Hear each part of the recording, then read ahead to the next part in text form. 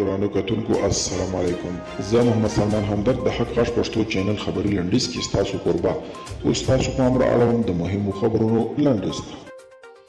د بشري نړیوال سازمان وایي د سولې بهیر کې دي د ښځو حقونه له پامه نه غورځول کېږي. د دې نړیوال سازمان په اعلامیه کې راغلي په 12 څیزو کې د سختو مبارزې په بنسټ ترلاسه شوي د افغان مېرمنو لومړني حقونه اوس د له منځه تلو له رښتیني احتمال سره مخ دي.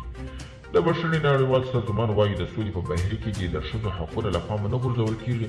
دغه سازمان د ښځو پر وړاندې د تاوتریخوالي د پای ته رسولو نړیوالې ورځې په مناسبت ویلي د افغان دولت او طالبانو ترمنځ د سولې مذاکراتو کې د ښځو حقونه له پامه غورځول په تیرو 2 لسیزو کې په دې برخه کې په سخته شوي پرمختګ او لاسته راوړنې سره خیانت شوي. بهرنیو چارو وزارت وایي افغانانو ته د اماراتو د ویزې بندېدو موضوع موږ سره نه ده شریکه شوې. ګران هیواد وایي د متحده عربي اماراتو لخوا افغان حکومت ته په دې اړه څه نه دي ویل شوي.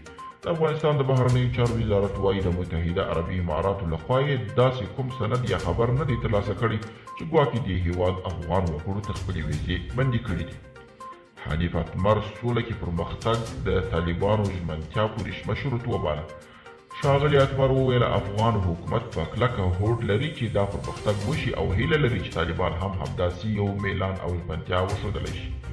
هغه وایي زه بشپړ ډاډ لرم چې راتلونکې اونۍ کې به یو پرمختګ وکړو، خو که طالبان د سولې او پخلاینې لپاره ورته روحیه ولري.